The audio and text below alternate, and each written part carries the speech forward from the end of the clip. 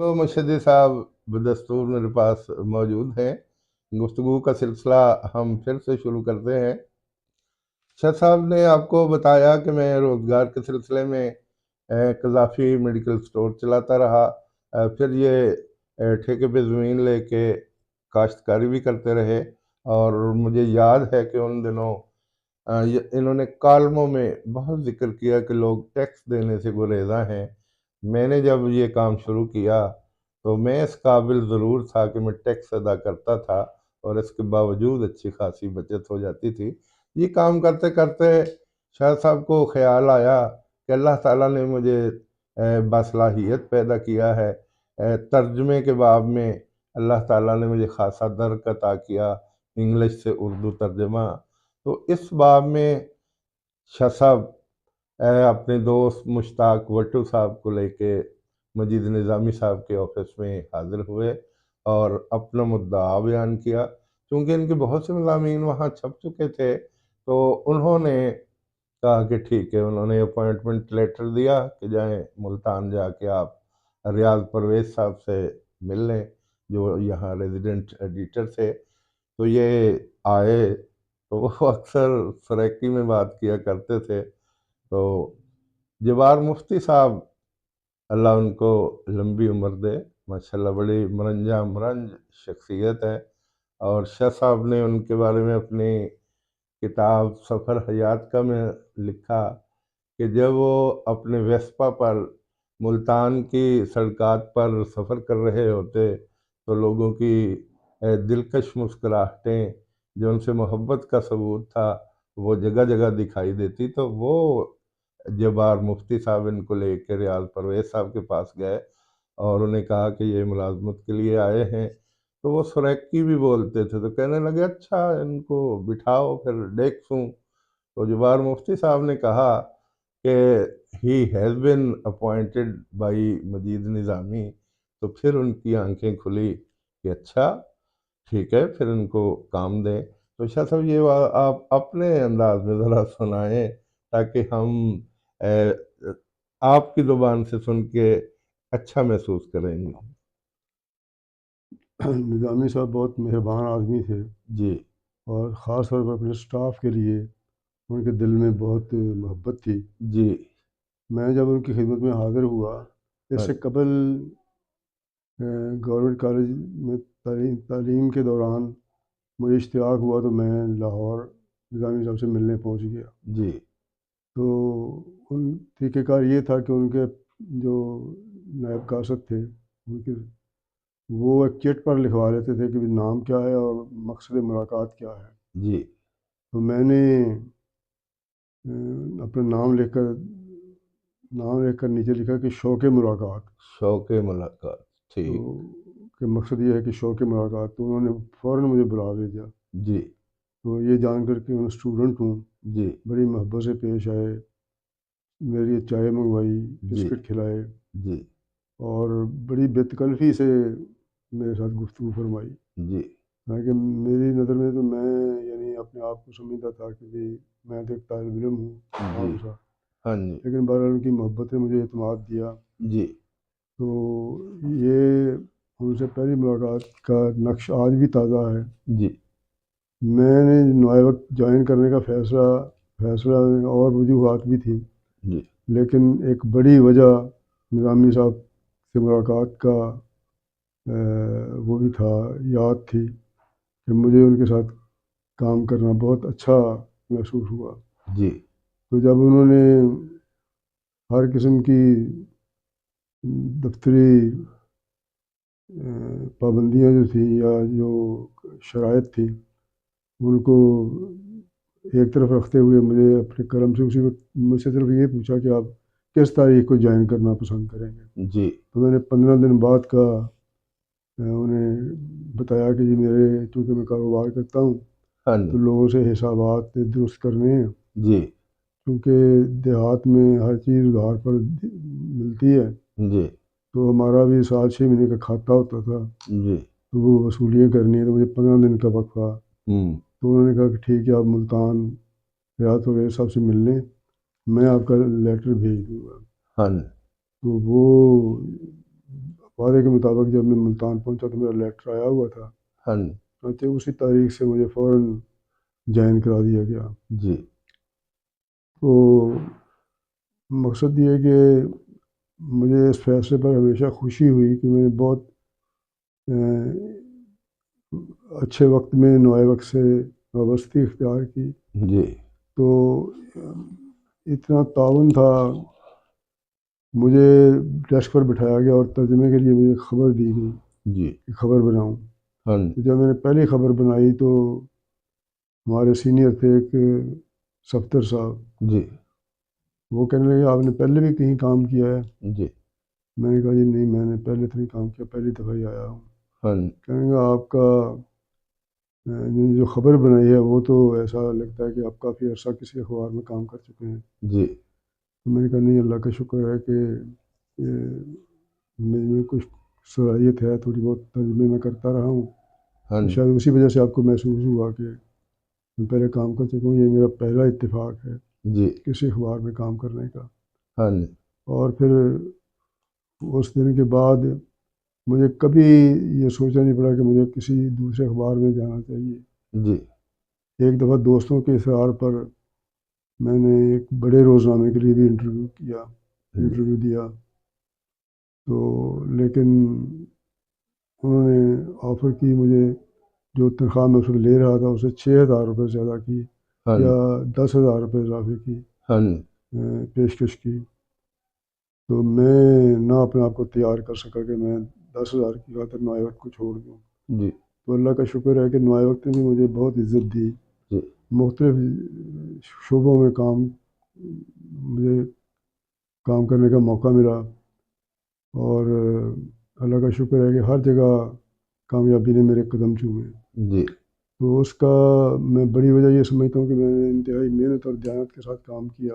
جی ایک نوائے وقت کا میگزین ہم نکالتے تھے، روحی رنگ، ہاں جی اس کے ساتھ مجھے بڑی محبت تھی اس صفحے کے ساتھ، کیونکہ میں نے اس میں جنوبی پنجاب کے شاعروں، ادیبوں اور زندگی کے مختلف شعبوں کے لوگوں کو متعارف کروایا جی جن کی کوئی بات کبھی اخباروں میں نہیں چھپتی تھی۔ میں نے ان کے مضامین شائع کیے، جی اور مجھے اس اپنی کاوش پر ہمیشہ خوشی محسوس ہوتی تھی۔ اس کے بعد میں نے ڈسٹرکٹ نیوز ایڈیٹر کی حیثیت سے کام کیا، جی اور پھر اس کے بعد کئی سال ایز نیوز ایڈیٹر اللہ کے فضل سے کام کیا، جی اور کبھی اپنے سے سینئر لوگوں کو شکایت کا موقع نہیں دیا، ہاں اور بہت باعزت طریقے سے ملازمت کی۔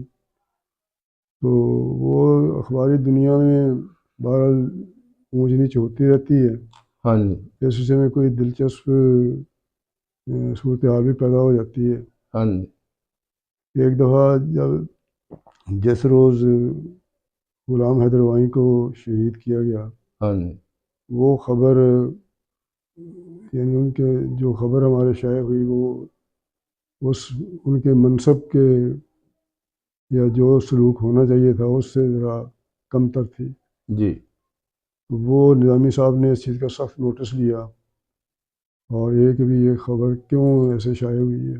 ہاں تو اصل بات یہ تھی کہ ہمارا جو نامہ نگار تھا وہ موقع پر پہنچ نہ سکا، ہاں اور خبر ہمیں دوسرے ذرائع سے لینی پڑی، جی لیکن اس نے پیش قدمی کرتے ہوئے جو تھا وہ نظامی صاحب کو یہ رپورٹ کر دی کہ جی ملتان آفس نے تعاون نہیں کیا۔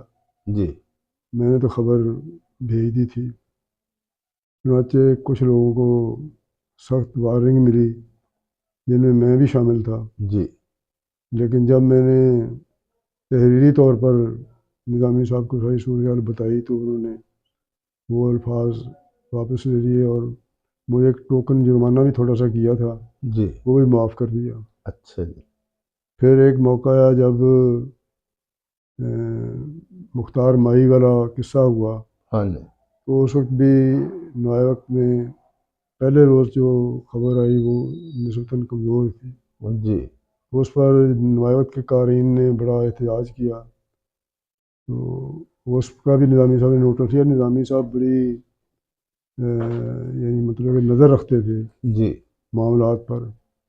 اور دوسری چیز اس میں جس کی وجہ سے مطلب کسی کارکن کو یعنی ضرورت نہیں ہوتی تھی کہ وہ ترخانے والا کام کرے. جی تو ایک ایک دفعہ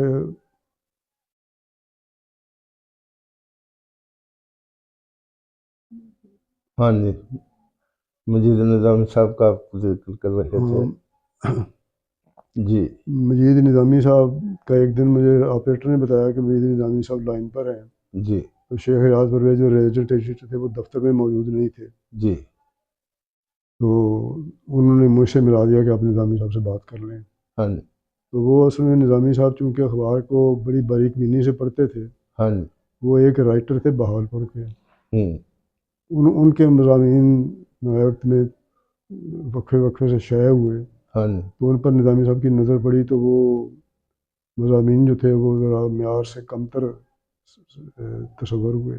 جی تو نظامی صاحب نے اس کا نوٹس دیتے ہوئے کہا کہ مجھے ملو ریاض پرویز صاحب سے. جی ریاض پرویز صاحب موجود نہیں تھے تو آپریٹر نے مجھے ملوا دیا کہ نظامی صاحب لائن پر آپ بات کر لیں. ہاں جی تو میں نے اٹینڈ کیا ان کا فون. تو فرمایا انہوں نے کہ بھی یہ فلاں صاحب جو مضمون لکھتے ہیں جی وہ آپ کے صفحے پر شائع ہو رہا ہے. جی وہ میرے صفحے پر شائع تو نہیں ہوتا تھا لیکن میں نے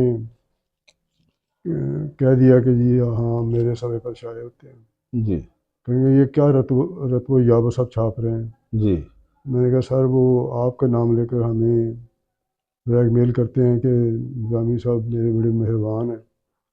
تو ہمیں یہ یعنی یوں سمجھیں کہ بلیک میل ہو کر ہم لوگ شائع کرتے ہیں. ہاں جی وہ کہہ لیں گے بات سنیں آپ ایڈیٹر ہیں. جی آپ ایڈیٹر بن کر فیصلہ کریں کہ یہ چیز مناسب ہے یا چھپنے نہیں. کے لائق ہے یا نہیں ہے. جی اور اگر وہ میرے پاس اب آئیں گے تو میں دیکھ لوں گا انہیں. جی جس کی وجہ سے ہم پہلے ہی ان سے تنگ تھے. جی چنانچہ ان کے مضامین ہم نے بند کر دیے. جی تو چند دن گزرے تو وہ بڑے غصے میں دفتر نائب میں آئے جی اور نیچے بیٹھ کر شیخ ریاض پرویز صاحب کے کمرے میں جی مجھے بلایا گیا کہ جی یہ مضامین ان کے بند کیوں کیے گئے ہیں. ہاں جی اور میں نے ان صاحب کو دیکھا کہ وہ بڑے دھڑلے سے صوفے پر یعنی چوڑے ہو کر بیٹھے ہوئے تھے. دوسرے لفظوں میں جی یہ کہ بھی نظامی صاحب کے نام کی وجہ سے بھی ہم لوگ ان کی میں نے پھر وہ شیخ ریاض پرویز صاحب کو بتایا جی نظامی صاحب کے حکم کے تحت ہی بند کیے گئے ہیں ان کے مضامین. جی وہ جو ہمیں لینے کے دینے پڑ گئے جی کہ یہ مضامین کیوں شائع ہو رہے ہیں. ہاں جی چنانچہ ان صاحب سے اس طرح ہماری جان چھوٹی. اسی طرح کے کئی واقعات ہیں ہاں جی جو کہ طوالت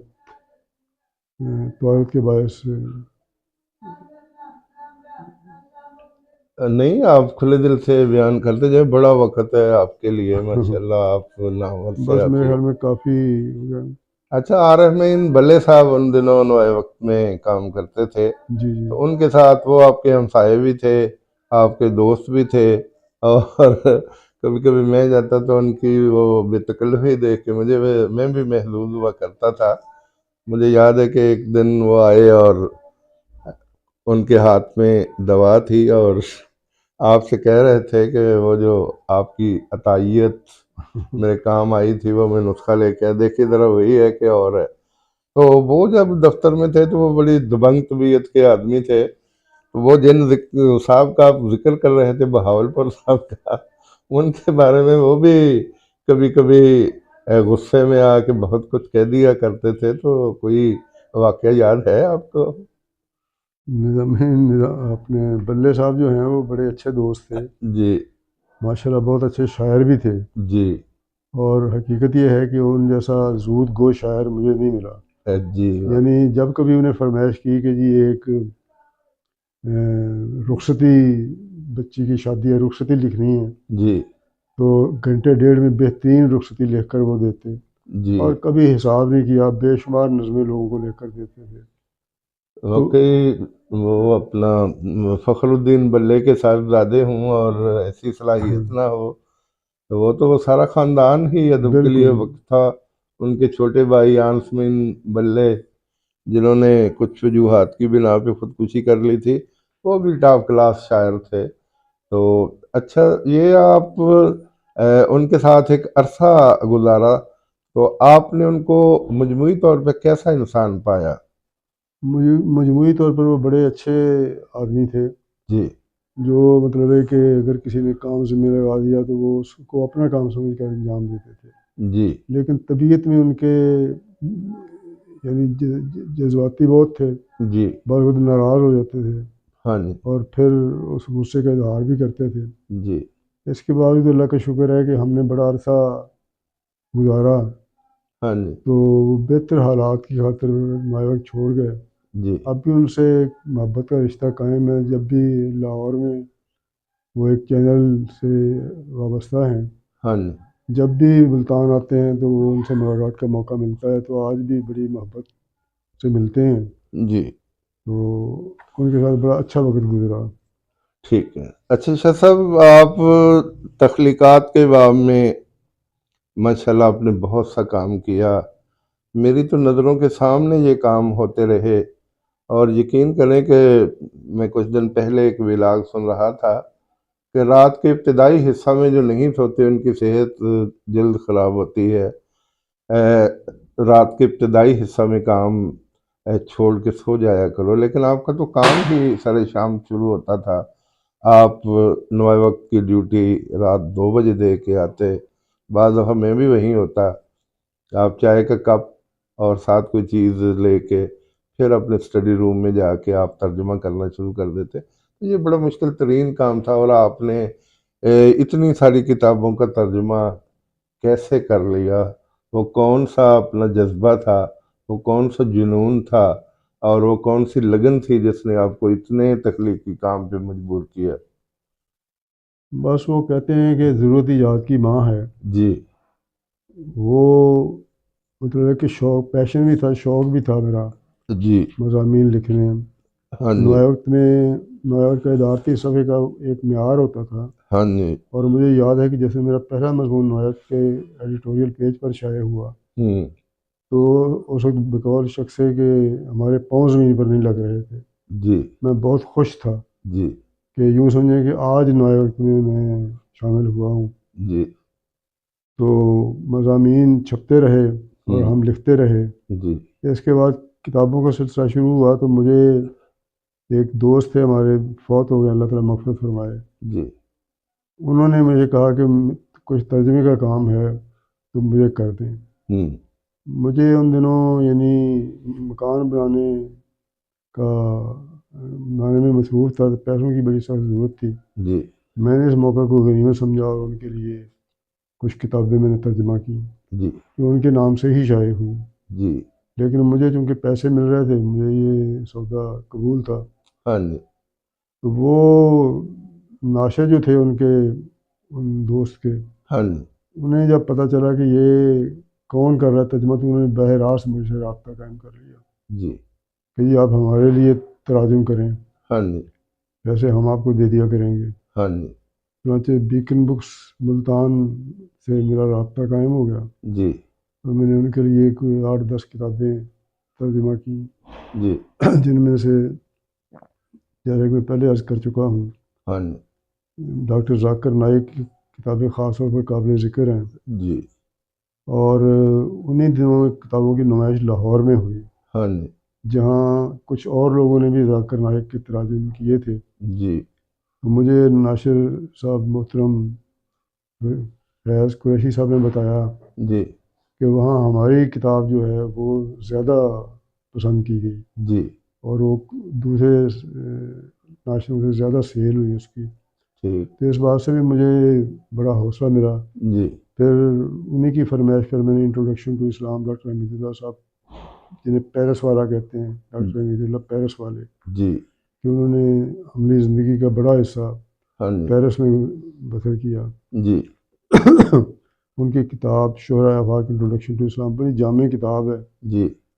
اور آپ کو یہ سن کر حیرت ہوگی کہ وہ اس کے جعلی ایڈیشن، اور لوگوں نے بغیر کسی اجازت کے ناشر کے اور ناشروں نے اسے چھاپا ہے۔ جی میں نے اس بارے میں فیض قریشی صاحب کو بھی آگاہ کیا کہ کافی ناشروں نے اسے اپنے نام، یعنی کئی لوگوں نے تو جعلی ایڈیشن اس طرح چھاپے کہ نام بھی میرا تھا، جی لیکن وہ مطلب ہماری اجازت کے بغیر ہی شائع کی، جی تو لوگوں میں بڑی مقبول ہوئی وہ کتاب۔ جی تو یہ مطلب یہ کام کرنے کا جنون تھا۔ ہاں جی میں رات کی ڈیوٹی کر کے دفتر میں آتا اور آ کر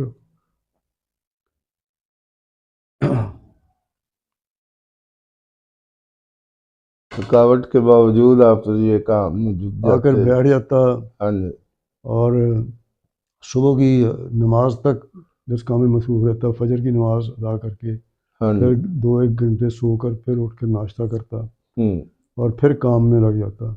ٹھیک ان دنوں صحت بھی میری بڑی خراب ہوگی، لیکن اللہ کا شکر ہے کہ اس وقت جذبے جوان تھے، جی کچھ آتش بھی ابھی آتش جوان بھی ابھی جوان تھا، تو جی وہ کام اللہ تعالیٰ نے مجھے یہ طاقت دی کہ میں اس کو کسی حد تک مکمل کروں۔ جی تو